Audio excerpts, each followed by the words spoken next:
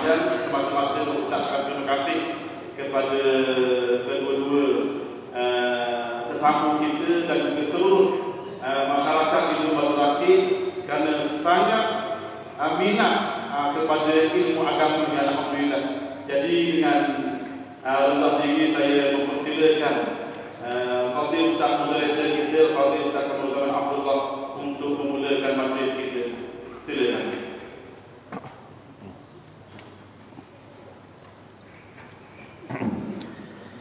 Assalamualaikum warahmatullahi wabarakatuh.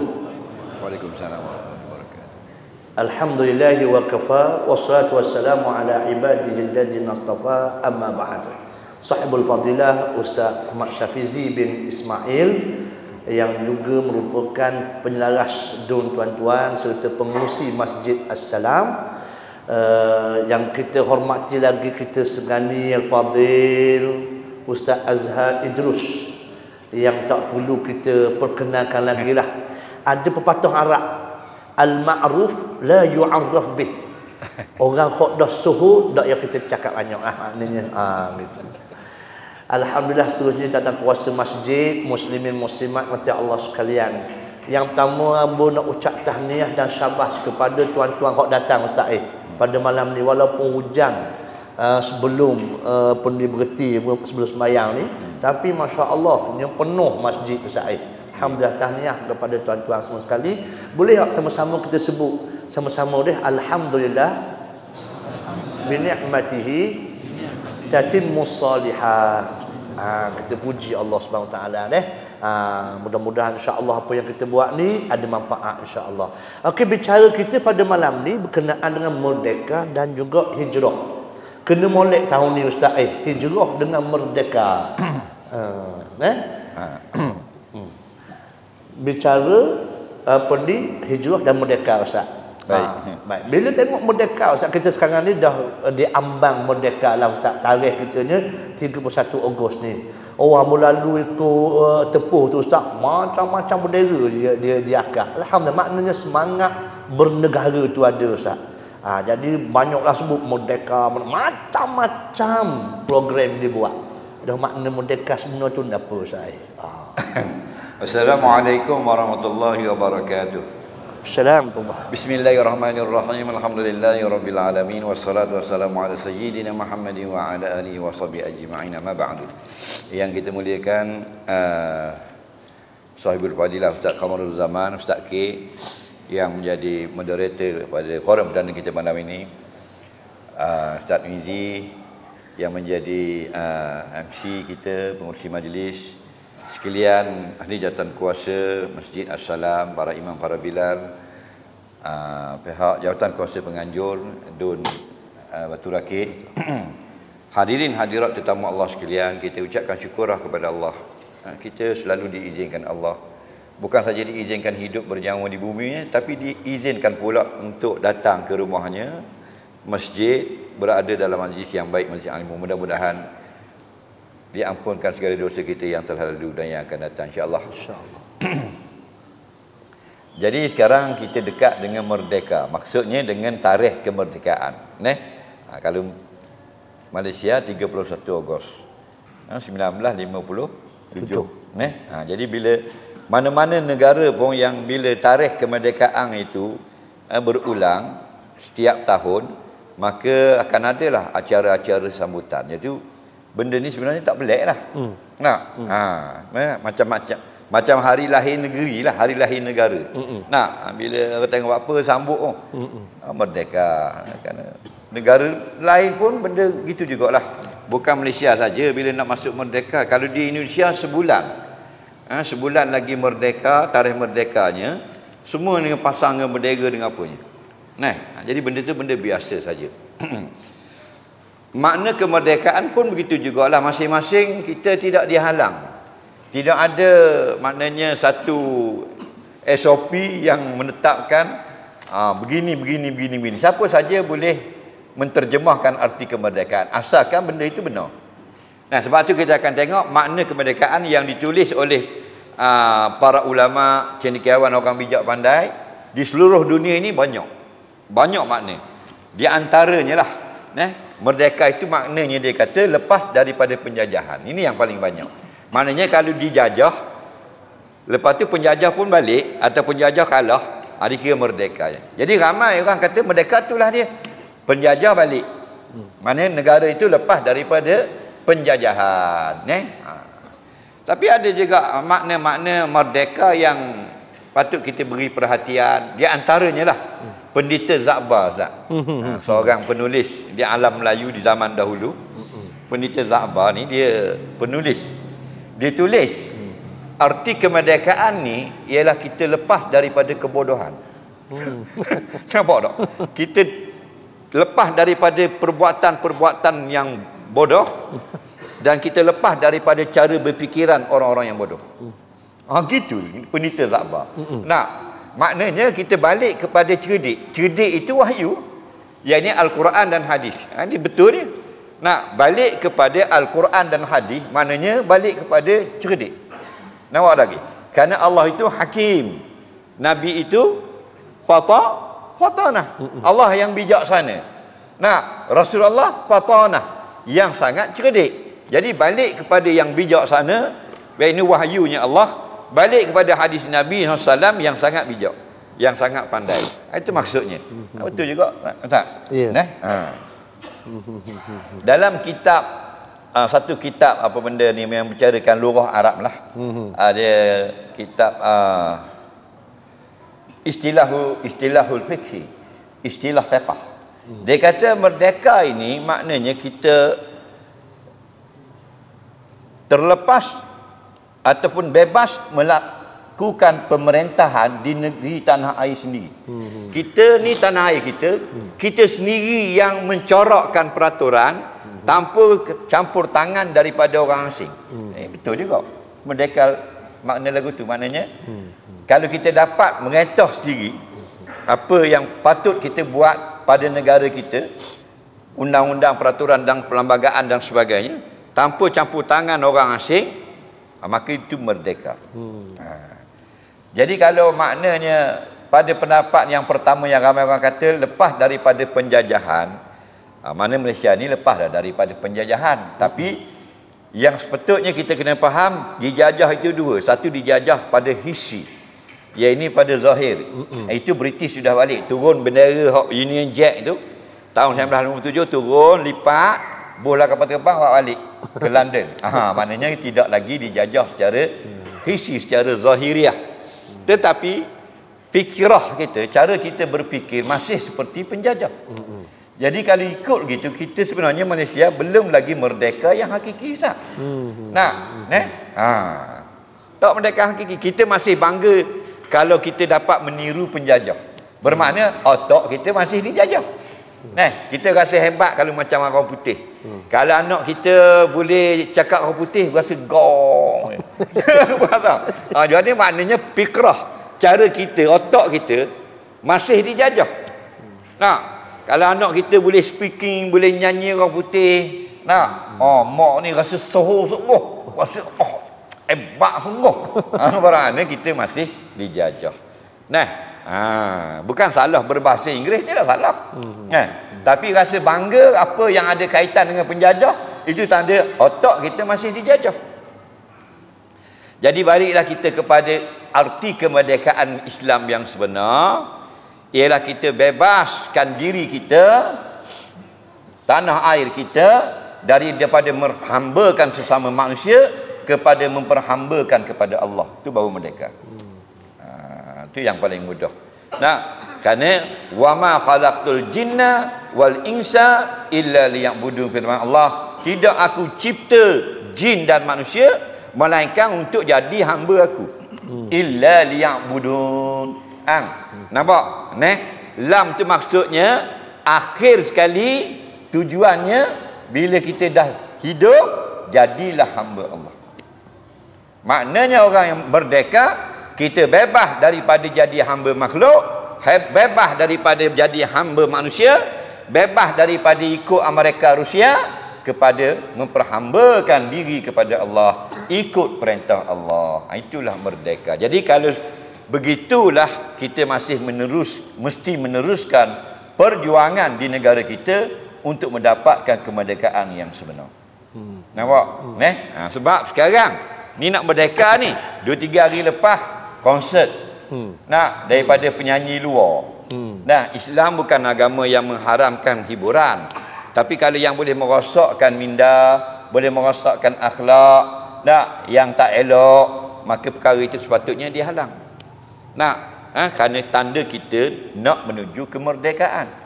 Tapi kalau kita masih membenarkan benda-benda yang boleh merosakkan akhlak anak-anak muda kita, bermakna kita tidak serius untuk memerdekakan diri kita dari perhambaan. Wallahualam. Alhamdulillah. Ustaz hok duk sebut hiburan tadi konsert kan. Dia kalau kita dak bawa pun budak-budak muda ni sebahagian dia tengok juga YouTube ke apa benda Ustaz. Jadi nak awak guna Ustaz. Dia begini. Ayah dia buat balik arak bubur dalam peti sejuk. 2-3 botol. Faham tak ke? Jadi dia bukan nak suruh anak dia minum.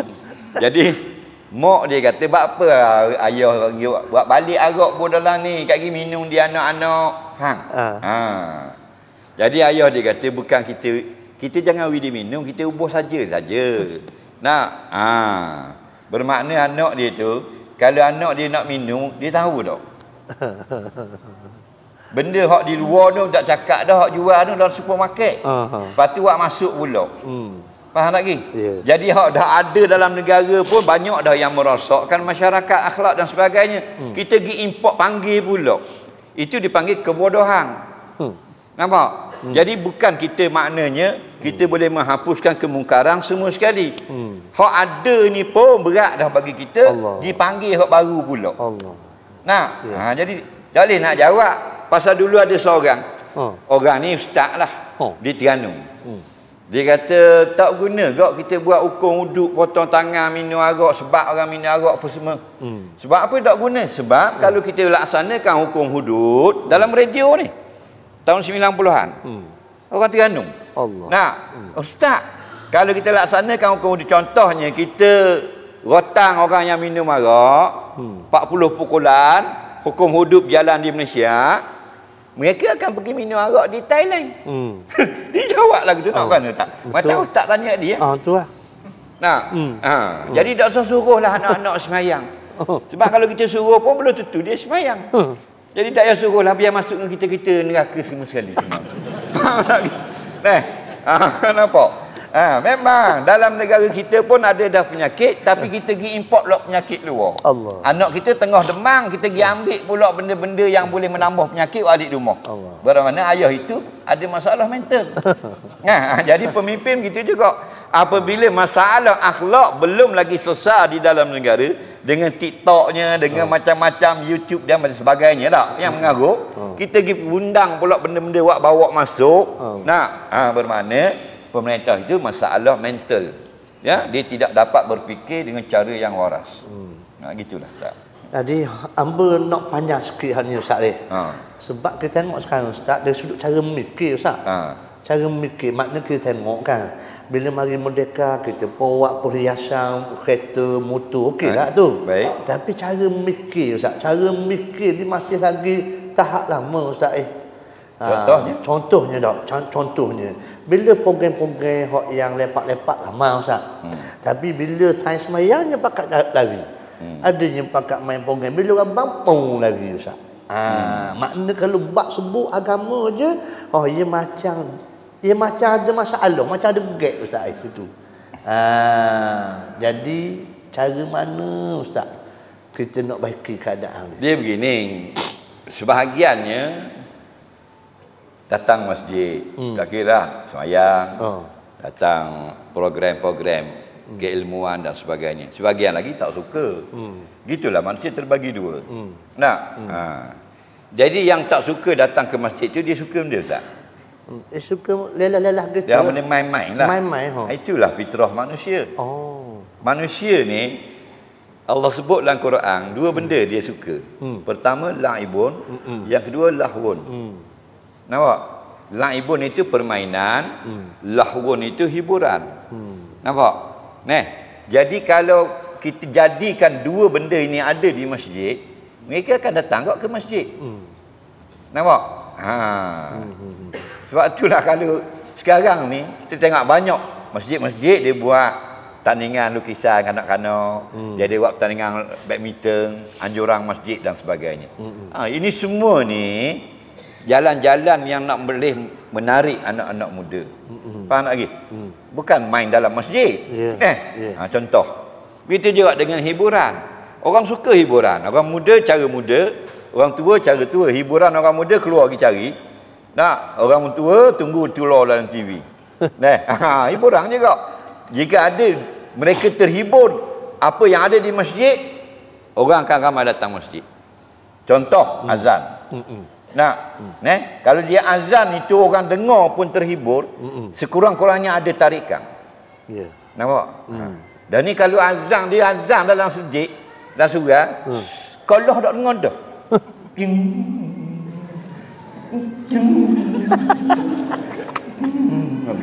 Lepas tu orang pun lalu gitu lah.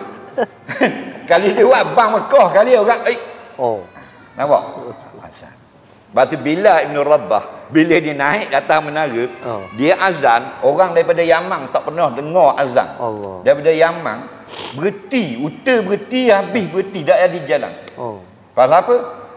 Menghiburkan. Dia punya alunan itu hiburkan. Hibur ni bukan joget. Hiburkan, menyenangkan hati orang. Jadi senang hati dengar azan. Imam pula baca. Macam Syekh Mahmud Khalil Khusairi, macam Syekh Muhammad Jibril, macam Dr. Nu'ainak dan sebagainya. Suaranya buat padahal dia orang batu rakit je. Makmum esok kedai kopi son tak mayak garik. Mayak garik sedap tu. Tak lagi. Itu contohlah contoh. Buatlah apa saja pun kita kena buat. Biarlah pergi cari timba pun supaya manusia ini suka kepada perkara-perkara akhirat. Itu tugas kita dah. Sebagian manusia itu lara. Kita yang tak lara ni tarik lah. Buat apa saja. Sekarang ni lagi senang. Ada grup WhatsApp. Kita ada grup WhatsApp family, keluarga. Kita boleh masuk. Garik dah, jom solat. Dulu tak ada cang nak buat gitu Ustaz. Ya, betul. Tengok tak? Ya. Pagi subuh kita atas dah. Lepas bayang lagi sedekah subuh. Kurang-kurangnya 20 orang daripada grup saudara tu, 3 orang ikut. Kemudahan sebenarnya cukup banyak. Gunalah segala kemudahan itu untuk tegur orang, tarik orang. Kita boleh buat macam-macam status dalam Facebook. Untuk menyebabkan orang rasa suka nak pergi datang ke masjid. Alhamdulillah.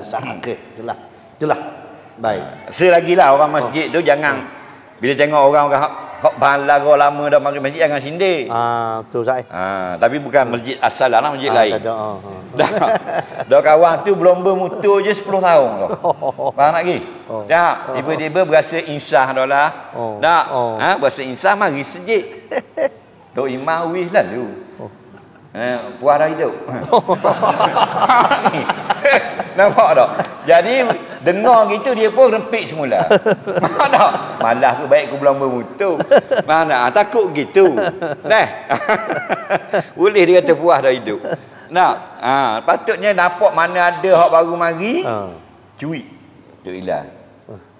Baru mari. 10 tahun tu. Dok mayang bang mari dah masjid kita tu. Kayak pergi lepas Isya pegang mangan. Ajak pergi makan nasi minyak. Nampak? Buat buah, buat apa. Seronok dia. Suka. Nampak? Tidak. Mana tak jumpa cari rumah. Kawan tu baru nak mari saja. Dia tanya tak jumpa cari rumah. Kita cakap yang baik. Maka nak yu'minu billah falyakul khairat. Orang beriman dengan Allah, cakap yang baik-baik. Allah Taala. Okey, baik Ustaz. Merdeka kita Ustaz Baik, merdeka ni makna ada negara yang dijajah. Jadi negara hok yang kita pun lama dah hidup ni dok mari tengok makna asal hok penjajah dengan hok kena jajah ni sebab apa. Lepas tu negara apa hok yang pertama sekali merdeka Ustaz. Baik. Kenapa ada negara yang jajah negara lain? Nampak? Negara ni jajah negara tu. Mu jajah aku jajahmu. Maknanya merampas hak orang. Penjajah ni merampas hak orang. Dia manusia ni gini, kaedah dia. Asalnya semua dah khuliqal insanu dha'ifa. Dijadikan manusia ini memang lemah. Nampak lagi? Lemah. Daripada lemah itu dia akan dapat kekuatan. Dan jenis manusia ini jenis lupa. Dia cepat lupa. Bila dia dapat kekuatan, dia akan gunakan kekuatan itu untuk menindas orang yang lemah. Contohnya berlaku bukan kata dalam dunia, Rusia dengan Ukraine dan sebagainya, Israel dengan Palestin. Kita tengok dalam batu akik je kita dah. Dalam jiran-jiran dan sebagainya. Nah, bila kita hebat, kita ramai anak beranak, kita rasa hebat. Faham lagi? Kita ramai kawan-kawan, dia kan gitu. Motosikal kalau dia naik seorang, relax. Dua, laju sikit. Kalau sebuah 60 Dua buah 90. 25 buah nerak semua. Faham lagi? Dia panggil mari seh. Begitulah bila kita jadi kuat, dia mari seh. Dia akan jadi lupa diri, kita rasa nak khenak orang. Nampak? Sebab tu datang turun kitab, 4 buah kitab dari langit dengan suruh. Datang rasul-rasul nabi-nabi, 315 rasul, 120,000 orang nabi. Nak sampaikan ni lah. Ya ini jangan kita zalim sesama manusia. Jangan ambil hak orang lain. Jadi penjajah ni pertama, dia ambil hak orang lain, dia melakukan kezaliman dan pula buat balik segala harta rampasan untuk mengkayakan diri. Jadi perangai yang sama je, ambil hak orang. Jenis tengok orang tinggal motor pergi semayang berat, buat lagi, buka kunci bau buat lagi. Ni penjajah ni, jenis bang hak orang. Kecil-kecilan penjajah. Masuk-masuk wala lok mayang. Orang sujud ke, berau buat lagi BPT. Kawan nak boleh ke BT 80 jam macam nak apa cari. Ni gitulah, datang ke negara orang, ambil emas, ambil logam, ambil apa buat balik. Cara nak dapatnya dadak tentangan, gunakan tentera, penjajahan. Jadi kalau kita sedar kita ini hamba Allah, tidak akan ada lagi lah berlaku penjajahan, melakukan kezaliman sesama manusia.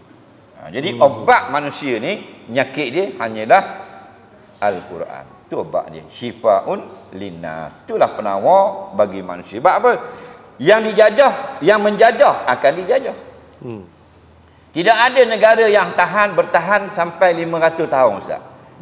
Bila ada, ni kajian lah, pakar sejarah lah. Macam Portugal.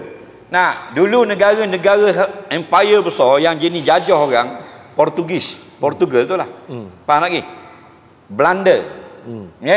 Dua ni antara yang hebat lah. Sekarang menjadi dua negara kecil. Nampak? Tu. Sebab kita ni hidup rotate je, pusing je. Hidup kita ni mesti berpusing.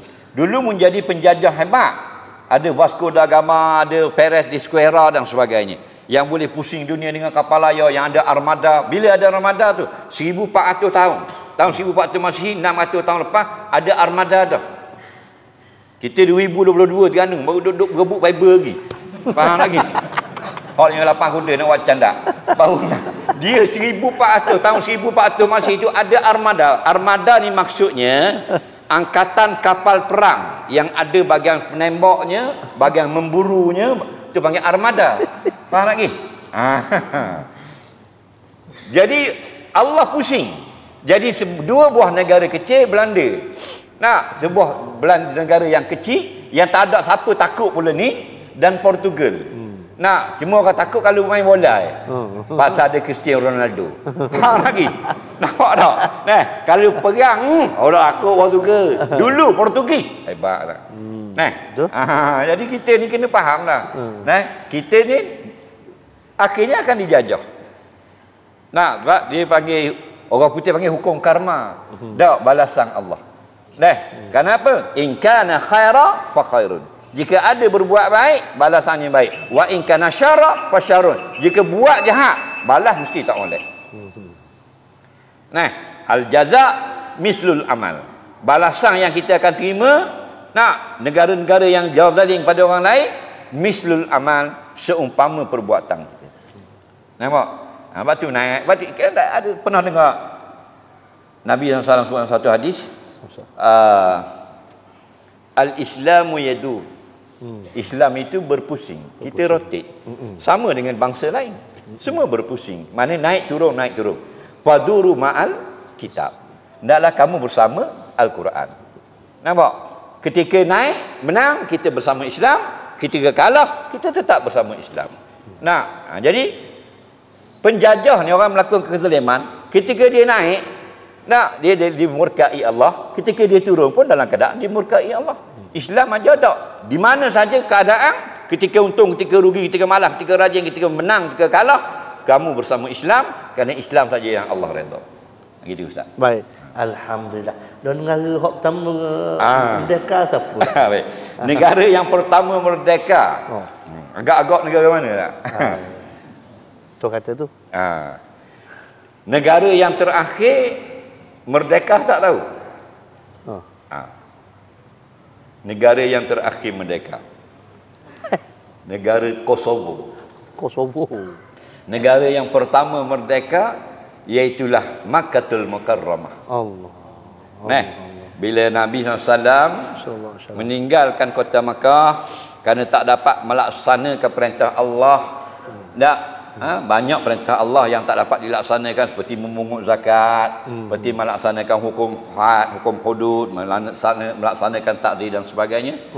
Disekat, dihalang, maka diperintahkan hijrah, membuka ibu negeri Islam yang pertama, Madinah Al-Munawwarah. Dan sampai masanya Fathul Makkah, Nabi menakluk, membuka balik kota Makkah. Pendek cerita, dikelilingi Kaabah itu penuh dengan patung-patung.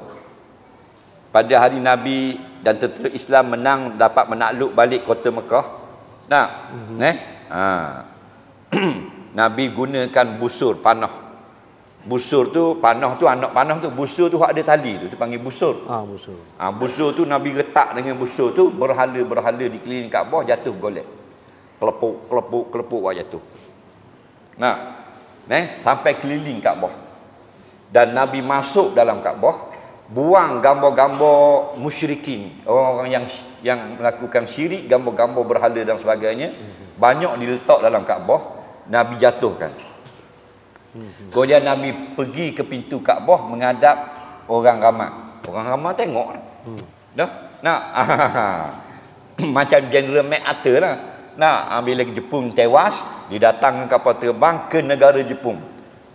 Untuk menerima penyerahan diri daripada tentera Jepun kepada tentera Amerika. Hebat orang Jepun pernah nak tengok begitulah bila Rasulullah diberi kemuliaan menakluk balik kota Mekah, diri di pintu Kaabah setelah dijatuhkan berhala-berhala tu dan gambar-gambar syirik. Di kanan dia ada Bilal ibn Rabah. Dan nampak Nabi berkata, Nabi membaca satu ayat di dalam Al-Quran, Kul ja'al haq wa zahaqal batil. Katakanlah, telah datang kebenaran dan telah hilanglah kebatilan. Innal batila kana zahuqa, bahawa sungguhnya yang batil, yang karut itu pasti akan hilang. Ulama menyebut di dalam kitab-kitab mereka, di antaranya Syekh Rahmani Al-Mubarakfuri dalam kitab beliau, kalau tak silap nama Ar-Rahiqul Maktum, kitab sirah. Nabi baca ayat ini di hadapan khalayak ramai. Di antaranya musyrikin Mekah yang menunggu apakah hukuman yang mereka akan terima.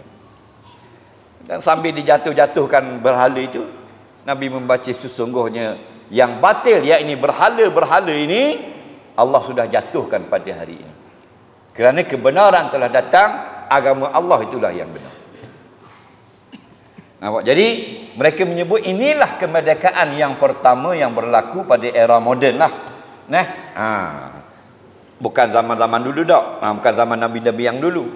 Jadi merdekanya, bebasnya umat Islam mulai daripada Fathul Makkah, mereka menjadi hamba Allah, boleh melakukan ibadah pada sir ketika sembunyi ataupun ketika terang.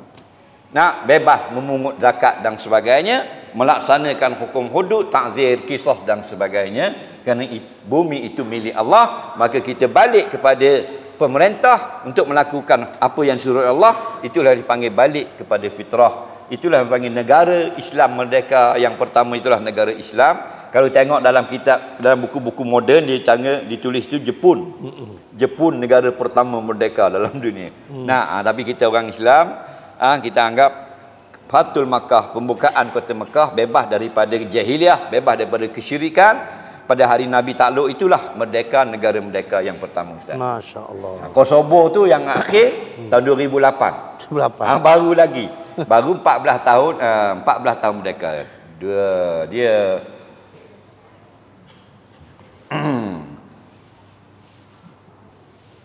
8 hari bulan 2, 14 hari bulan 2, 8 hari bulan 2 2008. Kosovo kalau tak silap 8 hari bulan Februari 2008. Itu yang last merdeka, dan masih lagi ada negara-negara yang nak merdeka, yang sedang berperang sekarang. Nah, kalau segi kemodenan lah mungkin. Tapi yang dalam Google, dalam Wikipedia, Kosovo tu yang terakhir.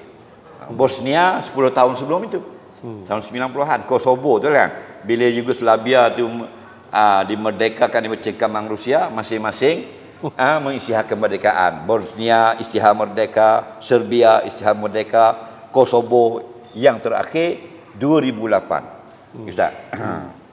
Belang-belang kosok perha. Ingat tarikh Kosovo merdeka. Allah Rabbi. Seronok dengar apa di Fathul Makkah tadi, Ustaz kan? Jadi negara pertama kok dibebaskan oleh Nabi SAW. Siapa pekat Nabi tak gila kuasa, Ustaz kan? Nabi suruh apa di Abu Sufyan jadi pemimpin, Ustaz. Ya, betul. Jadi bila gitu, Ustaz, ada satu hadis Nabi, la hijrata ba'dal fath. Jadi hak ni kita balik pada hijrah pula, Ustaz. Balik pada hijrah pula. Jadi hadis Nabi sallallahu alaihi hijrata ba'dal fath. Tidak ada hijrah lagi selepas pembukaan Mekah ni. Jadi apa makna tidak ada hijrah tu? Dah kita sekarang duk sambut hijrah. Hijrah dari sudut apa, Ustaz? Silakan. Baik. Dalam hadis ini sudah terjawab sebenarnya. Rasulullah SAW bersabda, la hijrata ba'dal fathi walakin jihadun wa niyah. Tidak ada lagi hijrah selepas pembukaan kota Mekah, tetapi masih ada lagi jihad dan niat. Maksudnya yang tidak ada dah ialah perintah berhijrah daripada Mekah ke Madinah yang dilakukan oleh Nabi dan para muhajirin. Hak tu tak ada dah. Yang macam saya selalu sebut, kalau akikah dia akan ada jika kita dapat anak, ada perintah akikah. Kalau korban dia akan ada setiap kali datang bulan Zulhijjah. Nah, tapi kalau hijrah tak ada dah. Daripada Allah ciptakan alam sampai kiamat, sekali itu saja hijrah minal Makkah ilal Madinah, dari Makkah ke Madinah. Sekali itu saja. Maknanya selepas itu jika kita ada melakukan penhijrahan, memang wajib hijrah. Dalam kitab-kitab fiqh, contoh pada zaman kita, contoh kalau kita duduk sekarang di tanah air kita ini, kita tak boleh semayang, tak boleh berzakat, tak boleh buat kerja-kerja perintah Allah, wajib hijrah. Maksudnya wajib berpindah ke negara, ke tanah, ke kawasan, ke daerah yang kita boleh tunai perintah Allah. Faham? Tapi sekarang kita boleh semayang, boleh apa, tak wajiblah berhijrah. Nah, tapi bila kita berhijrah selepas daripada Fathul Makkah sekalipun, tidak lagi dapat title muhajirin. Itu maksudnya. Nah, kelebihan muhajirin itu sekali itu saja Tuhan beri seumur hidup alam ini, iaitu sekali itu saja perabat-abat ni yang berpindah dari Mekah ke Madinah, mereka dapat satu nama baru. Sebelum itu tidak ada nama ini. Itu dipanggil al-muhajirin. Masya-Allah. Nah, dan orang yang menyambut ketibaan mereka dapat nama Ansar. Allah. Nampak? Dah apa kelebihan nama? Apa ada pada nama? Nama ada. Jangan main-main nama. Faham lagi? Nampak? Kalau sebut ustaz saja orang tak bimbang. Ustaz K. Orang debol lalu. Faham lagi? Mau ngaji dengan dia, mau buat nengung itu kena jaga kau. Faham lagi? Nampak? Jangan main nama dia. Rimah pun nama kau orang takut. Nah, tu rimah tak takut nama dia. Orang kampung tu takut dak rimah. Takut tu kalau main di Bukit Marah. Faham? Kalau duk bela kubah tu berani dengan rimah. Tak beranilah ke? Rajin tengok, dak rajin tengok. Dia takut nama tu. Faham lagi? Jangan main nama. Betul. Macam KFC kot Ustaz. Ha? Macam KFC nama tu. Orang tua-tua kau. Dah kalau anak cucu dia nak jalan dengan dia biar-biar hutang. Kata, tak ki, sini tak ada rimah. Hai! Jangan kata gitu. Marah tak ki dia. Jangan. Jangan apa-apa. Dia mari lagi. Dia nak katakan ni, kata tiger. Jadi rimah tu tak faham. Nah, kata-kata nama nak kabur nama tu bisa. Jangan. Dah.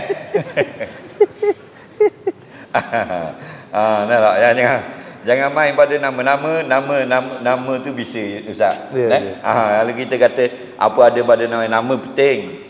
Kalau saya ramal ni orang kata nama boh nama apa kok anda lah. Jangan. Nabi pernah sebut dalam sebuah hadis. Nabi kata innakum satud'auna yaumal qiyamah bi asma'ikum wa asma'i abaikum. Allah. Wa ahsinu asma'akum. Kamu nanti Tuhan akan panggil seorang. Panggil pakai nama apa? Nama yang bapak kamu beri itulah. Dan berbinkan bapak kamu. Hei si fulan bin si fulan. Nampak?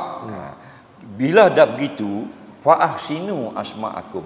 Tolonglah letak nama anak hak molek-molek. Nak? Jangan main nama. Nak? Jadi gitulah gitu. Baik. Jelaslah itulah makna. Tapi Ustaz, makna muhajirin besar makna Ustaz dengan Ansar kan? Besar. Title baru yang menjanjikan keampunan Allah. Tu. Ada satu hadis qudsi, Ustaz. Nak khabar bezanya. Sedangkan sahabat itu sudah terbeza dari kita. Turun ayat untuk sahabat lah, tak kira muhajirin, Ansar ke siapa ke, asal sahabat. Kuntum khairu ummatin ukhrijat linnas. Allah kata kamu adalah sebaik-baik manusia yang dikeluarkan, sebaik-baik umat yang dikeluarkan di tengah manusia. Kamu itu kalau tengok kitab-kitab tafsir, ashabun nabi, man haulan nabi, sahabat nabi. Tapi khusus pula Ansar dan Muhajirin dalam hadis qudsi Allah firman i'malu ma syi'tum qad ghafartu lakum. Hadis ini Allah tujukan kepada Muhajirin dan Ansar. Wahai orang Muhajirin, iaitu yang berpindah dari Mekah ke Madinah, dan wahai orang Ansar, mulai sekarang Allah kata membuatlah pandamu lah nak buat apa pun aku apung belaka dah dosa. Allah. Itu kelebihan dia. Itulah tuan-tuan, ambut tersetuh bila Ustaz khabar gitu. Ustaz mari teringat Ustaz maksudnya al-muhajirin hak kita nak dulu tu tak boleh dah Ustaz. Tak boleh dah. Tak boleh dah. Jadi makna pindah 40 kali pun tak jadi dah muhajirin. Makna je kalau kita buat salah, kita pindah pada baik Ustaz. Mesti. Itu mesti. Sebab tu hamba nak menampak sikit Ustaz tahu. Al-muhajirun tu orang Mekah Ustaz. Orang Mekah. Tapi Allah tak ada tak sebut dia tu, Nabi tak sebut tu al-makkiyun. Orang Ansar tu duduk di Madinah. Tapi Nabi tak panggil Madaniyun. Maknanya satu benda situ, hamba teringat apa Ustaz sebut Allah besarnya makna muhajirun dan Ansar tadi tu. Makna kita boleh cari sifat-sifat orang muhajirin wa Ansar tadi. Sebab gini Ustaz, sebab kita dapat syurga Allah dengan amal. Bukan dengan kenegaraan. Ya. Mu nak masuk syurga sebab apa? Pasal kita orang Mekah. Tak boleh. Pasal kita berhijrah. Oh boleh. Innal ladzina amanu wa amilu. Mu orang beriman dah, mu beramal pula. Bila suruh hijrah, mu hijrah. Kalau takat title Mekah tak boleh. Apatah lagi title Batu Akik. Title Mekah tu tak dia masuk syurga. Allah. Beratur nak masuk syurga, mereka kata dah benda amalan, tak ada amalan pasal tapi kita beranak Mekah. Hei tak boleh. Beranak Mekah je nak masuk syurga tak boleh. Dah kalau beranak pagar besi saja. Lagi. Kau lagi lah tak boleh. Dia amal. Hijrah itu amal. Dah buat apa bisa sangat amalnya? Pasal tinggal kapal amal. Tinggal, bukan tinggal ambil mula. Allah suruh perintah tinggal, tu bukan tinggal 2 minit. Faham? Tinggal terus sampai berebut orang musyrikin. Berebut dengan kebun, berebut dengan unta, berebut dengan kambing, berebut dengan lembu, berebut dengan kedak, dengan pasar. Pokok kerma. Sahabat hak ada pokok kerma 15 batang, takkan cokeh piko. Tinggal. Bahar orang. Ada kedak takkan usung kedak bawa tauta. Faham lagi? Hak boleh bawa, boleh pitih-pitih lah boleh bawa mah-mah buah pinggang. Nak, tinggal harta benda. Kerana apa? Kerana perintah Allah tinggal dunia. Kita tinggal Allah kerana dunia. Allah. Lagi tinggal Allah kerana dunia. Allah. Dah dia mari dia sejik pada apa? Ada dia nak pergi ambil tu pitih dengan orang. Nampak tak? Ada projek ni. Jadi bila tak boleh projek mari sejik. Nampak tak? Nak kata mari dah. Mana mari dah sejik je. Tanya-tanya dah, dah boleh projek tau. Faham tak? Tapi bukan orang batu rakit lah. Orang marah. Okey, Ustaz. Itu kelebihan muhajirin. Okey. Tinggal kita benda. Abdul Rahman bin Auf, tokoh korporat. Kaya kan? Siapa di Madinah, basak terai. Allah. Papa kedana. Dah harta lah, tinggal. Kita nak tinggal harta. Coki jual kedai ruci. Cucu mari beli biskut timbang. Timbang Coki. Lebih maksud mula 2 pi. Jadohnya Coki. Faham lagi. Padahal cucu dia. Pok budak tu anak dia. Dan kalau nak beli biskut wing biskut setang. Ambil dengan teteh, Musa mari sini sebulan. Faham lagi. Tak. Dah timbang. Ambil pitih pula teramak cucu je. Kita cucu orang itu saja. Tahu tak? Nak. Ni nak orang ni. Lepas tu kita dah hidup zaman dulu. Allah. Kan? Sanggup tinggal kita kerana Allah beritahu.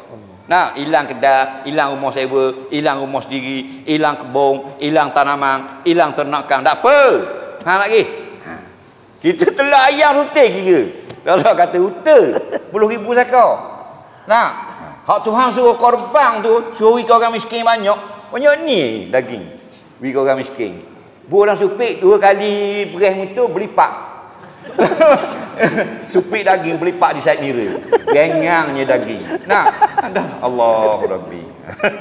Tu pun orang marah jugalah. Gitu Ustaz. Okey, alhamdulillah Ustaz. Habis maknanya merdeka dan juga hijrah kita. Banyak soalan ni yang Ustaz hamba tengok sepetak lalu Ustaz. Okey, baik Ustaz. Ada sekarang ni Ustaz dalam Facebook ke laman yang banyak sungguh dia buat iklan produk-produk Ustaz ni. Okey. Produk-produk Toka Ali lah apa macam-macam Ustaz. Jadi ada orang dia kahwin Ustaz. Okey. Kahwin lambat boleh anak. Okey.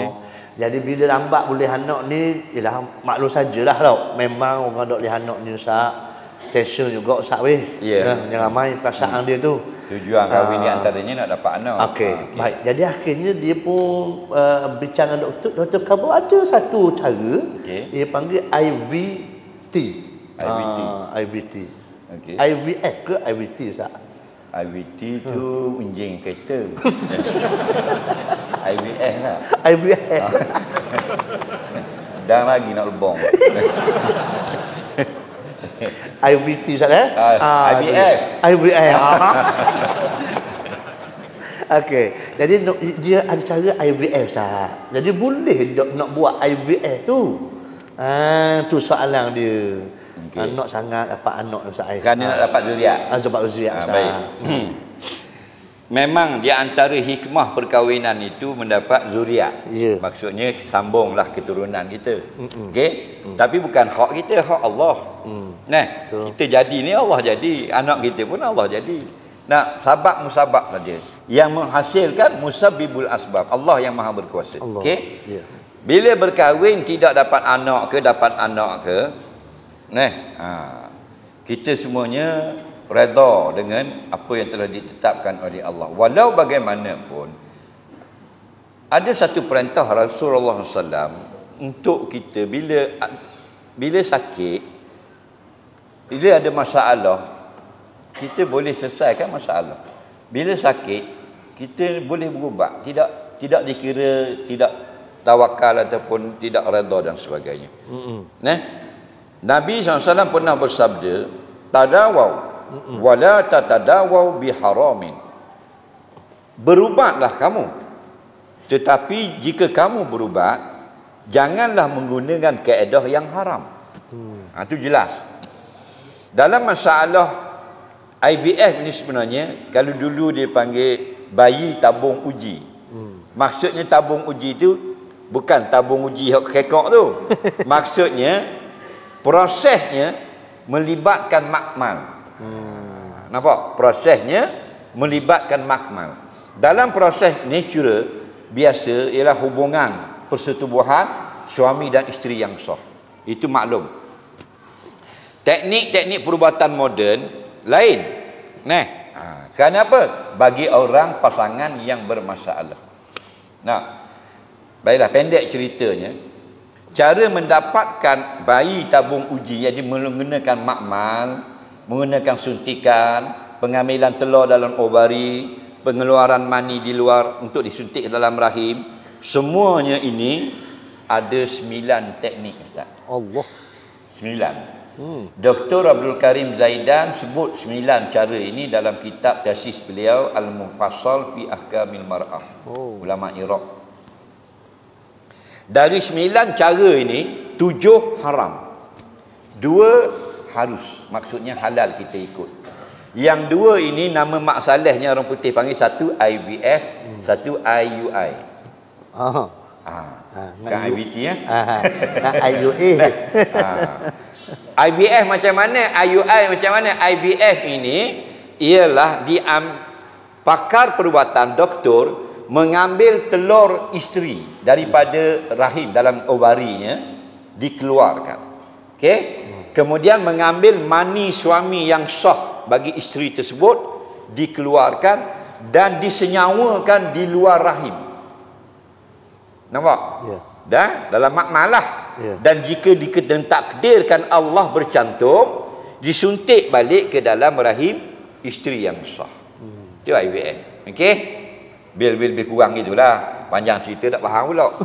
IUI ini diambil rahim, diambil mani suami, diletakkan pada satu alat senapang. Senapang lah. Ditembak pada ovari, pada rahim isteri yang halal. Faham lagi?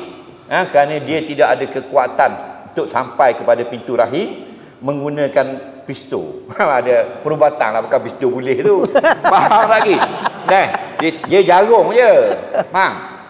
Itu kedua cara ini halal.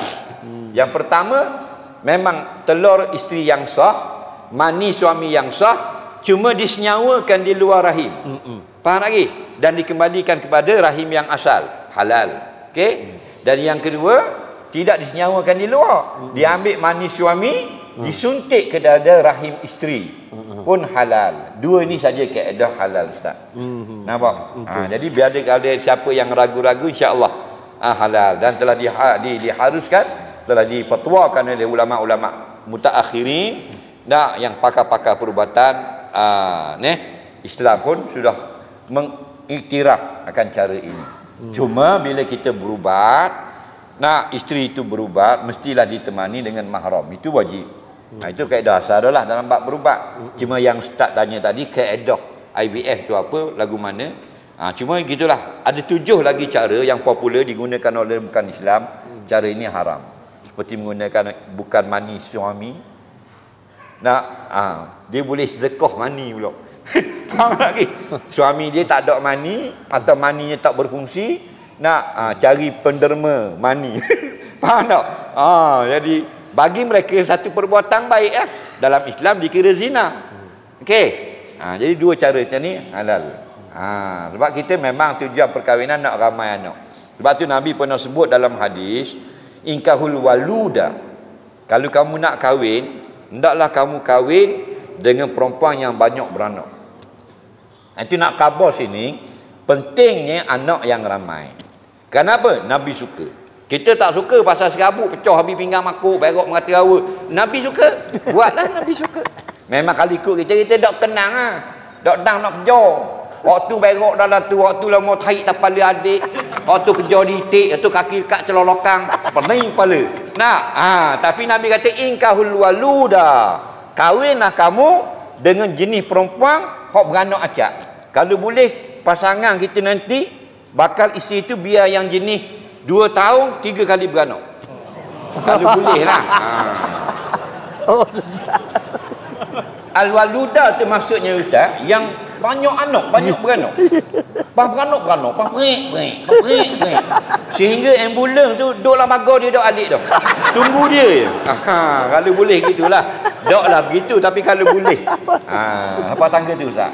Jadi macam mana nak tahu dia beranak ramai? Tengok hak atas pada dia. Kakak dia, mak dara dia. Dan mak beranak berapa orang? Mak 12. Dan mak dara 17. Nah, macam baka riang kau. Kalau baka kalau pokok ambil pada hak asal ramadah buah, banyak buah, biasa banyak buah dah. Ikhtiar. Kadang-kadang menyalahi. Gitu Ustaz. Nah, kerana apa? Kerana akhirat. Fa inni mukasyiyum bikum umam yaumal qiyamah. Aku rasa bangga sungguh menjadi nabi yang paling ramai umat pada hari kiamat nanti sebab mu beranak ramai. Allah. Nah, jadi yang mana-mana anak isteri dia hanya seorang 2 je beranak, beristerilah lagi dah. Kena selit sikit lah. Dia gomoh dia tu. Kita balik dah. Alhamdulillah. Okey Ustaz. Tapi ada satu artikel Ustaz, orang Amerika dia buat macam Ustaz sebut itu, dia ambil orang-orang cerdik Ustaz. Ya. Lawyer, money lawyer. Ya. Tujuan dia nak suruh rakyat dia ni lahir orang cerdik. Tapi gagal Ustaz. Ya. Dah boleh lah orang Allah. Jangan deraka pada Allah. Nah, molek sekejap lepas tu uduhnya lama. Bang, saya ada baca artikel tu. Ada baca. Ambil air mani hakim, air mani lawyer, air mani arkitek. Faham tak? Lepas tu beri kepada isteri yang nak. Dah suami dia tak gerak. Suami dia biar babeng. Faham lagi. Dia tak boleh anak tu baka biar babeng. Nampak? Dia nak lawyer. Jadi dia boleh ambil money lawyer tu suntik dalam isteri dia. Allah. Tapi tu baik-baik lawyer buruk. Dah jadi lawyer molek. Nak pakar juga. Jadi jangan lawan Allah lah. Kita tumpang bumi Allah, jangan deraka pada Allah. Okey, baik, alhamdulillah. Boleh anak Ustaz. Bila boleh anak kahwin tu, jadi ramai orang keliru Ustaz. Lahir tu kena tahnik lalu ke ataupun tunggu 7 hari tahnik, dan hukum tahnik tu kenapa Ustaz? Sila. Tahnik dah ya, boleh anak tahnik dah pula. Baik. Hukum tahnik ini sunat, bukan wajib. Dia sama macam azan, sunat, bukan wajib. Kalau azan masuk waktu sembahyang, fardu kifayah. Tapi kalau azan lahir bayi, sunat. Apa makna sunat? Ma yusabu fa'ilhu wa la yu'aqabu tarikuhu. Siapa buat boleh pahala, kalau tak buat tak berdosa. Begitu juga dengan tahnik. Begitu juga dengan tahnik. Sahabat-sahabat beberapa orang datang dalam hadis, datang dapat anak, dapat baby, mereka bawa kepada Rasulullah SAW. Nampak? Bawa pada Rasulullah. Sampai pada Rasulullah akan tahnik. Kalau dalam hadis fa'utiya bis-sabiyyi ila Nabi sallallahu alaihi wasallam wasamahu Ibrahim fahannakahu bitamrin atau kama qala. Seorang sahabat bawa datang anaknya kepada Nabi yang baru lahir, lalu Nabi namakan anaknya sebagai Ibrahim, dan Nabi tahnik anak itu dengan buah kurma. Karena itulah kita dapat hukum sunat tahnik akan bayi yang baru lahir. Yang kedua, sunat tahnik dengan kurma. Nampak? Bilakah hari tahnik itu? Hari tahnik itu ialah hari dilahirkan. Hari ini lahir, hari ini kita belah mulut. Nampak tak? Hari ini lahir, hari ini belah mulut. Ada pun cukup pada ada berlaku perselisihan di kalangan ulama. Sebahagiannya mengatakan pada hari yang ketujuh. Kerana ada hadis wa yuhlaku ra'suhu yauma sabihi, dan sunat dicukur kepala bayi pada hari yang ketujuh lahirnya. Tapi tahnik ini pada hari lahir. Maknanya kalau hari ni lahir tak dang, esok tahnik. Esok tak dang, lusa tahnik. Tapi jangan sampai besar dah. Nah, 42 dah umur. Nah, baru nak tahnik. Tu nak tahnik dengan kurma dah, dengan buah kelapa sawit molek. Nah, jadi kenapa kurma? Kerana Nabi suka kurma. Nah, Nabi suka. Beberapa orang sahabat bawa anak, Nabi tahnik pun dengan kurma. Nampak? Wa yuhannikuhu bitamrin. Nabi tahnik anak itu bitamrin dengan buah kurma. Tak kira kurma mana. Cuma kita nak nasihat lah. Sebab kita ni banyak juga tahnik budak-budak Ustaz. Pas kuliah orang masuk. Nah, malah kemarin di Kemamang 7. Allah. Masuk 7. Nah, gini. Kalau nak tahnik cukup dengan buah kurma. Jika tidak ada buah kurma, dengan suatu yang manis, termasuk buah juga.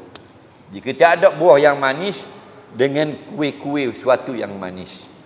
Ataupun air yang biasa, air sejuk. Dan jika nak guna air sejuk, tidak ada kurma, afdalnya air zam-zam.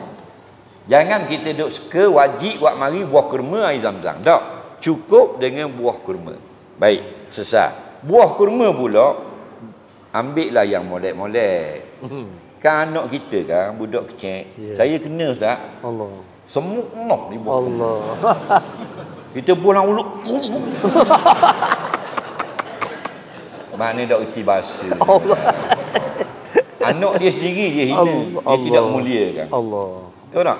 Cari buat molek dah. Hok keras kan. Kita cobek dak dia nak cobek. Betul. Macam nyo kembar.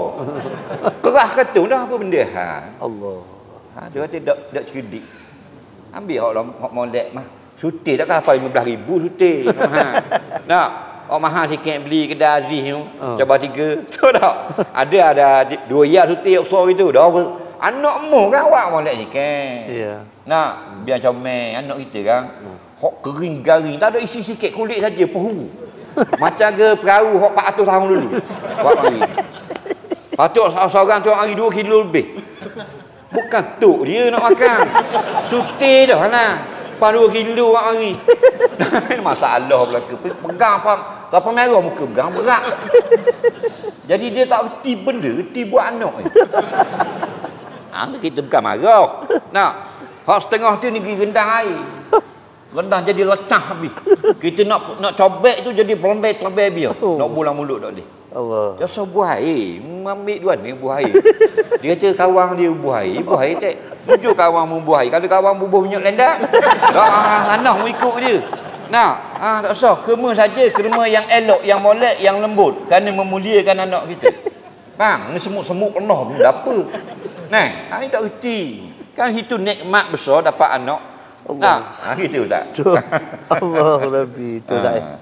Kemudian yang tua-tua tu tak payahlah. Wak mari rambut panjang jenggot. Tanya berapa bulan? 7 bulan. Dah. Tujuan tahnik itu supaya merasakan manis kurma itu sebagai makanan pertama masuk ke dalam kaidah dalam perut dia. Ambil sebenarnya ambil tafaul keberkatan kurma itu yang menjadi sunnah Nabi. Nah, ni makan macam-macam, budak tu makan tom yam, makan apa dah. Baru nak tahnik tak betul. Jadi kalau tua dah besar-besar dah tu, kita doakan saja. Nah, ni bawa tahnik, gigi serongging gitu gigi. Macam ikan kacang gigi. Dah, kita nak Allah tangan takut. Lama ngak tu tak ada ke jari-jari. Allah Rabbi tak. Allah akbar ya Ustaz. Mari sombong ni soalan Ustaz. Mesej pun tak apa. Jadi hak tadi dah hianat Ustaz. Kita mai hak yang duduk masyarakat kita Ustaz. Baik. Bila mati seseorang tu Ustaz, mati. Jadi kebiasaannya orang cium dahi si mayat. Okey. Jadi sekarang ni hukum cium si mayat tu sebab banyak juga kau kata dia kampung ni kata tak boleh, kampung ni kata bid'ah, macam-macam hal Ustaz. Apa hukum dia Ustaz? Sila. Baik, hukum mencium mayat. Okey. Hukumnya adalah sunat dan sunnah. Maksud sunat itu kalau buat dapat pahala, dan sunnah itu kerana dia dilakukan oleh Nabi SAW. Dalam suatu hadis daripada Aisyah radhiyallahu anha, katanya kana Nabi SAW yukabbilu Utsman ibn Maz'un fi mautihi. Adalah Nabi SAW mencium akan Utsman bin Maz'un radhiyallahu an ketika hari matinya. Maksudnya mayat Utsman bin Maz'un, seorang sahabat Nabi. Wa ra'aitun Nabi, tadi maksudnya aku tengok Nabi ni masa dia cium itu mengalir air mata Nabi. Allah. Kerana selalu sayang kepada Utsman bin Maz'un. Sebab tu ada dua perkara di sini nak royak. Ada orang khabar cium itu dilarang, salah. Kerana jelas Nabi cium Utsman bin Maz'un. Faham lagi? Yang kedua pula orang duk kata kalau air mata duk lindangi cium, Nabi cium Utsman bin Maz'un, nampak mengalir air mata. Maknanya menangis lah. Nak, tak ada masalah. Jadi faham pada hadis ini, yang boleh cium yang ialah mahram ataupun sama jantina. Yang mati itu laki-laki bukan mahram kita, kita sunat cium. Yang mati itu perempuan tapi mahram kita, tidak ada larangan. Jadi kalau ada orang ngajar dia haram cium mayat bid'ah, tidak. Yang haram ialah cium isteri mayat. Okey? Tak ada kena-mengena lagi. Jadi tu baru haram. Nampak tak? Dia pergi kat nawak orang mati, dia mana isteri dia? Tiba tu bik kuik. Tu baru haram. Cium si mati tu tidak haram.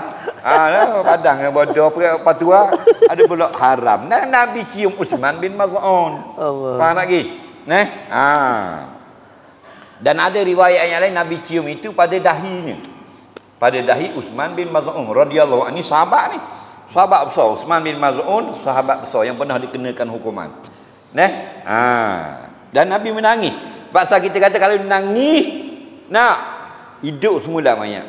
Macam-macam. Itu semua tu khurafat. Macam-macam kita ni. Nak duduk pegang. Kalau kucing hitam lakar jadi bangun mula ayah. Jadi hidup mula. Dah kalau hidup mula belum banyak kucing hitam. Faham lagi? Bila mati panggil kucing dapat hidup mula. Faham lagi ha? 2-3 bulan lagi mati pula, abuh pula lakar pula, hidup pula ayah. Faham tak? Ni tak jadi benda-benda hak betul Quran hadis kita tak mau ambil pegang. Hak ngaruk-ngaruk tu lah pegang juga. Nah, gitu tak? Okay. Boleh. Tidak salah. Yang salah ialah jika bukan mahram tak boleh. Mencium anak dara mayat orang, tak boleh yang bukan mahram, sama macam cium masih hidup. Jadi jatuhkan maruah dia dan perbuatan kita haram. Alhamdulillah tu Ustaz. Baik. Okey. Dan ni budak-budak muda suka main motor Ustaz. Main motor. Macam-macam motor ni kan. Berlaku accident. Bila accident patah kaki. Lepas tu doktor ni nak buat sambung apa ni tulang kaki dia tu Ustaz. Dia guna serpihan daripada tulang babi ataupun elemen babi. Baik. Jadi hukum dia tu pasal dalam tu ada elemen babi tu dah sembahyang dia apa tu jadi dah Ustaz. Tu soalan dia. Kaki patah main motor bubuh tulang haji, tulang babi. Lepas tu soalan dia? Soalan dia dah ibadat dia bersebut lah. Semayang tu? Pakai tulang babi tu? Baik. Bagus soalan. Dia begini kaedahnya. Dalam hadis tadi, tadawaw wala tatadawaw biharamin. Berobatlah. Kaki patah berobatlah. Kaki peha patah berobatlah contohnya. Berobat. Okey, berobat. Wala tatadawaw biharam. Jangan dengan benda yang haram. Benda yang najis itu haram. Haram kita masukkan pada tubuh kita. Kita jalan-jalan jumpa tai ayam, kita pergi colek dengan tangan, haram. Kerana sengaja menyentuh najis. Itu fiqh qaul mu'tamad. Tapi ada orang dia jumpa najis, dia pegang. Dia jogging pergi patah, perik jirit. Padahal tahu dah tai orang. Tahu tai kucing kuning gitu. Tai kucing kelabu. Ni kuning ni. Ada dengan bawang-bawang kacang apa dia. Ada berlaku. Faham? Dia pergi jamah kok. Dia tak puas hati. Soheh tai orang nak. Lagi apa gitu semua. Tak. Haram situ. Saja-saja kata nak buat benda duduk saja dia pun ambil darah ikan, titik atas kaki. Haram. Walaupun ada air boleh basuh. Kerana apa? Kerana sengaja mengotorkan jasad kita, hukumnya haram. Ini pendapat yang muktamad dalam mazhab. Okey? Tetapi contohlah kalau tempat kita dia tak masuk tulang-tulang babi itu, Ustaz. Kan tempat kita ni benda yang plastik dan sebagainya. Mungkin dia duduk di negara barat yang bukan Islam. Kan negara barat ni dia sama je, babi ke apa sama je. Dia tidak ada hukum najis orang kafir ni. Mungkin dia duduk di negara luar, dia aksiden di negara orang kafir di Filipina ke apa mana kan. Ni bubuh tulang babi. Okey, contoh. Masuk dalam ni, jahit duduk dalam tu lah.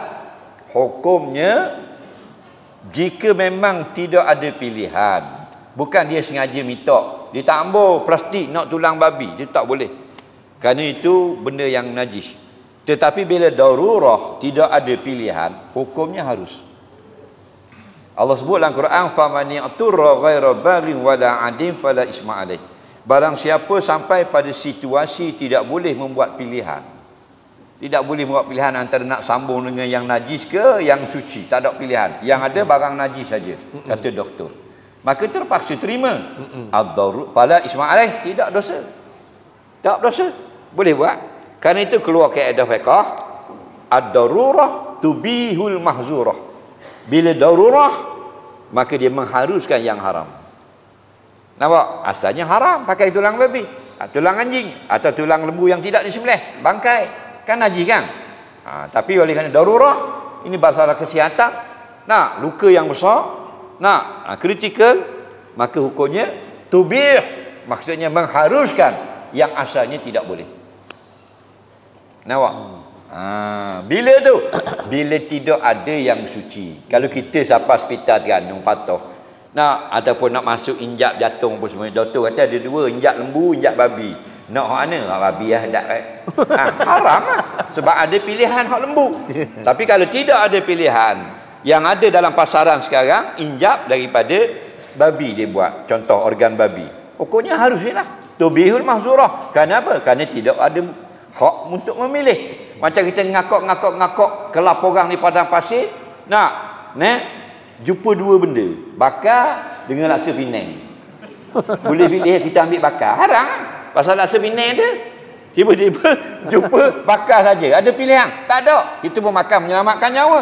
Tubih harus. Nampak?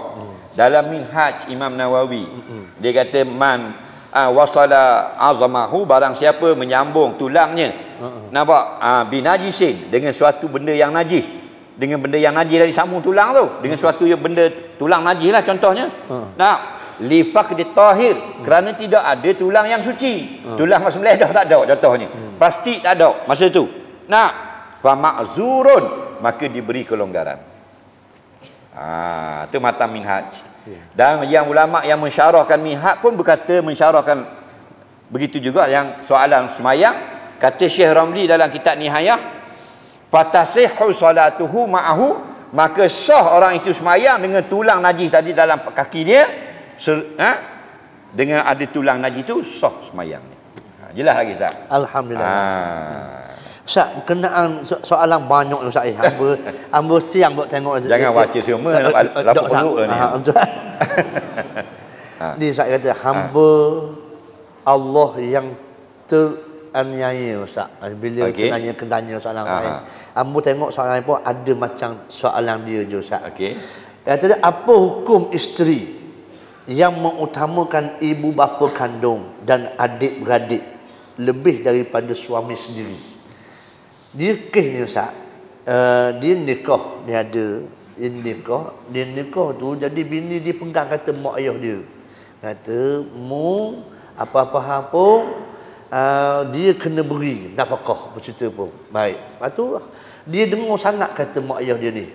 Bila suami tu suruh bersih rumah Ustaz, kata dia bukan kerja aku bersih rumah ni, memang aku kulimu ke, kata dia Ustaz. Jadi bila begitu dia pegang kata mak dia ni, jadi huru-hara siang pada suami ni, kata dia suami yang teraniaya siang dengar Ustaz. Tolong jawab Ustaz. Begini. Iya dia mana ni Ustaz? Isteri tu. Suami. Isteri memang tak hari dah takut. Baik, begini. Bila seorang perempuan, dia belum berkahwin, dia kena jaga ibu bapa dia. Apabila dia sudah berkahwin, dia kena taat ke suami dia. Kalau suami dia kata A, ibu bapa dia kata B, wajib ikut A. Kenapa? Kerana dia sudah dikahwini dan berstatus sebagai isteri. Dulu ibu bapa dia yang bertanggungjawab dengan salah laku dia dalam rumah. Tapi bila diserahkan pada seorang lelaki yang bernama suami, suami itu pula bertanggungjawab di akhirat nanti apa yang dilakukan. Jadinya mana yang pikul dosa dia itu, dia wajib taat. Ada pun anak laki-laki belum kahwin wajib taat ibu bapa. Lepas dikahwin tetap wajib taat ibu bapa. Orang perempuan belum kahwin wajib taat ibu bapa, lepas kahwin wajib taat suami. Itu hukum Islam. Tak suka tak boleh. Mesti lagu tu. Faham lagi? Cuma anak perempuan itu walaupun wajib taat kepada suami, wajib muliakan, menghormati ibu bapanya. Dia begitu. Sehingga kan suami kata datang buat benda ni, suami kata jangan, mak dia kata jangan, wajib taat pada suami. Lepas tu dia kata kalau suruh basuh apa semua dia tak mau basuh, dia derhaka. Allah. Ulama tidak khilaf pada masalah wajib taat. Ulama khilaf pada masalah adakah wajib diberi bayaran kepada isteri yang melakukan perkara-perkara yang disuruh oleh suami. Situ. Wajib taat. Buat air, memang ada kaul kata tak wajib buat air, tapi bila suami menyuruh wajib taat.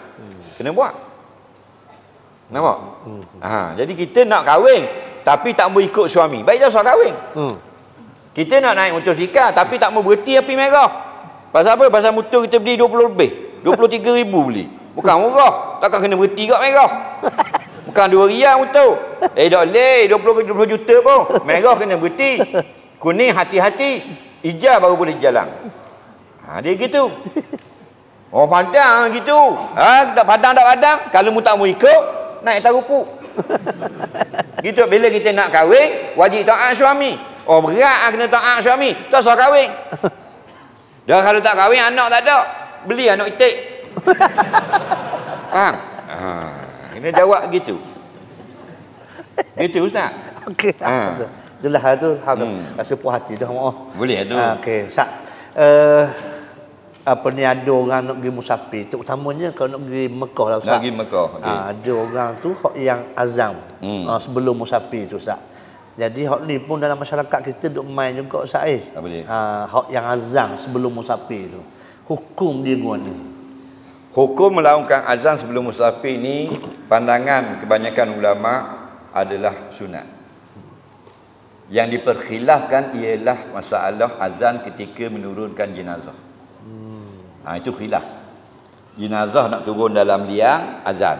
Allahu Akbar, Allahu Akbar. Itu khilaf. Lagi. Kebanyakan pandangannya mengatakan tidak disunatkan. Tapi sabarlah khilaf. Ada pun pandangan jumhur ulama, pandangan yang lebih kuat, tu bukan saja azan itu ketika memberitahu masuk waktu semayang, tapi juga ada tempat-tempat lain. Antaranya azan, pandangan jumhur ulama, azan ketika dilahirkan anak, azan ketika nak berjalan jauh. Musafir itu maksudnya nak bergerak jauh. Nampak? Jadi hukumnya sunat. Tapi kalau tak azan tak ada masalah. Sama macam solat sunat musafir. Kerana dalam kitab Azkar An-Nawawi meriwayatkan asar, beberapa asar sahabat mereka mengazan, menyebut Allah Akbar ketika mula menggerakkan tunggangan menuju ke musafir. Nampak? Kita nak balas masalah ni. Afdal kita buat. Kita nak pergi Kuala Lumpur, duduk kat pintu rumah, Allahu Akbar, Allahu Akbar, Allahu Akbar, Allahu Akbar. Yang jadi salahnya kita ni azan, okey dah, azan nak pergi Mekah saja. Bila nak pergi Jepun dah azan. Padahal Jepun juga musafir. Perlukan mulakan dengan menyebut kalimah-kalimah yang baik. Nampak? Gitu Ustaz. Alhamdulillah Ustaz. Ada kita nak panggil 2-3 orang, kita nak beri hadiah kan Ustaz. Panggil, beri hadiah gitu ke? Tanyalah soalan suka. Kita beri peluang. Orang siapa nak hadiah? Mari sini. Mari sini dah. Tanya Ustaz. Nak tanya apa? Dia tanya kita? Ya, boleh. Dah. Siapa nak tanya soalan, mari sini dan dapat hadiah. Boleh. Hadiah benda Ustaz, ada Z ke? Ada. Mari. Mana Ustaz panjang? Okey. Nama apa ni? Adam. Orang mana? Gong Badok. Apa soalannya?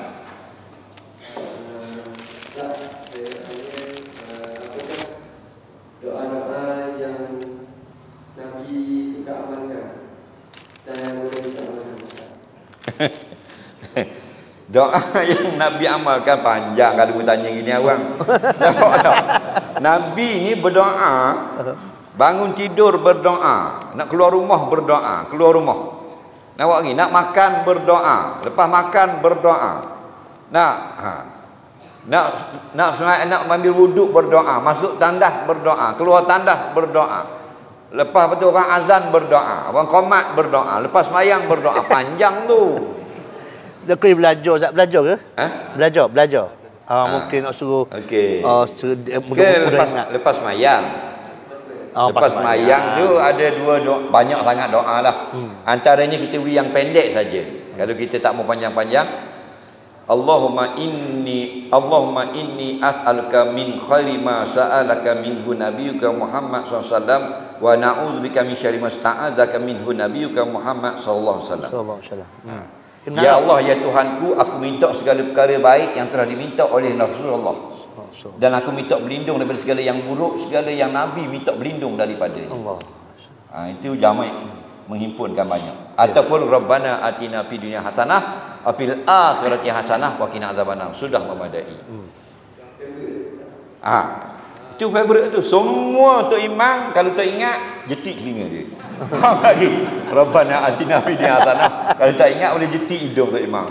Itu pun jamik menghimpunkan banyak kebaikan. Rabbana atina fid dunya hasanah. Wahai Tuhan kami, berilah aku segala kebaikan pada dunia ini.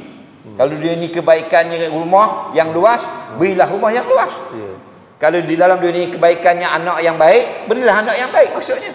Kalau dalam dunia ini rezeki yang cukup, rezeki yang cukup. Banyaknya kebaikan. Dan di akhirat juga kebaikan. Tak payah sebut syurga, kebaikan di akhirat dapat syurga Allah. Nampak? Doa hak tadi tu ingat dah. Hak pertama hak Ustaz ajar ni. Panjang. Tanya Tok Imam, nanti Tok Imam tulis. Okey? Lepas tu hafal. Sama-sama kasih. Ambil hadiah daripada Prima Valley. Sama kasih. Mic yang ambil. Alhamdulillah boleh jubah. Siapa lagi yang rasa nak jubah tersebut? Lu hak belakang Ustaz. Ada dulu. Sampai. Tu mari je. Tak apa mari selalu. Mari. Bagus belaka Ustaz. Habis Saya M Ustaz. M. Dah molek. Nama apa? Syafiq. Syafrin. Orang mana? Marah. Apa soalan dia?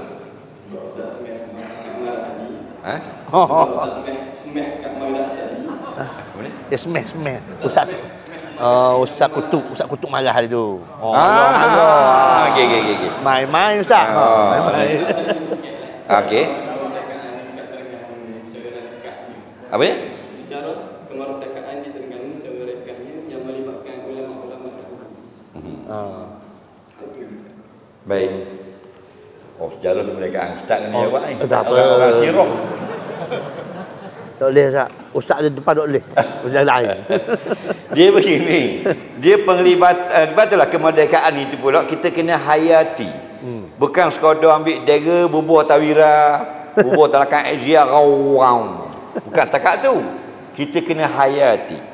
Hayati ni bahasa Arab. Kita hidupkan di dalam kehidupan kita. Mana kita bawa sebagai perangsang kehidupan kita. Iaitu perjuangan orang dulu-dulu, termasuk yang awak tanya ulama dulu-dulu. Dah, batu kita ada perang padang kacung tak? Di Ulu. Telemong. Tak orang Telemong. Perang padang kacung. Tentera Inggeris 25 orang je di Terengganu ni. 25 orang saja. Penduduk Terengganu 30,000 orang. Tunduk pada 25 orang. Allah. Kerana saat ni lah. Kita ada masalah sebenarnya. Ya. Nampak? Sedangkan perang Badar, berapa tentera Islam, berapa tentera musyrikin? Berapa kali ganda? Nampak lagi? Ya. Maknanya kalau penduduk Terengganu ni 30,000 orang, lawan 25, tak usah pakai lembing, pakai ketuk je. Allah dah orang putih. Nampak? Dia ginilah. Dia mula nak menjajah Terengganu, negeri yang paling akhir sekali dijajah. Kena ingat lagu tu. Itu antara kelebihan orang Terengganu. Paling akhir sekali British dapat masuk. Mula-mula dia serang di Terengganu kita ini pada zaman Sultan Umar. Zaman Sultan Umar 100 tahun lebih dulu. Serang Kuala Terengganu ini kerana Sultan Terengganu menyimpan Sultan Lingga. Sultan Lingga ini dia memerintah Johor dan Pahang. Jadi kata British dia tak mau masuk campur Sultan Lingga di Johor di Pahang, dia nak buang kuasa. Larinya dia buru Sultan lari ke Terengganu. Terengganu ini tak mau serahkan Sultan. Jadi kapal perang yang duduk di Kuala Terengganu kat pulau kapal apa semua tu, bedil Kuala Terengganu. Kerana itu permulaan perjuangan orang dulu-dulu mempertahankan kemerdekaan tanah air. Sampai di zaman apa benda ni Syekh Tok Pelang. Nampak? Syekh Tok Pelang, Syekh Abdul Qadir Bukit Bayah. Semua ini menentang penjajah. Dan mereka ini sangat alim. Guru murid bagi Tok Syekh Duyung. Nampak? Alim. Dan alim itu diamalkan. Diamalkan bukan sekadar ngatik, beribadat, tapi juga berjihad. Jadi kita kena ambil sekarang ini, gitulah. Apabila ada Tunku Paloh dan Sultan Zainal Abidin yang ketiga, belum lagi dapat British menjejakkan kakinya di pantai Terengganu. Tak boleh jejak di pasir Terengganu.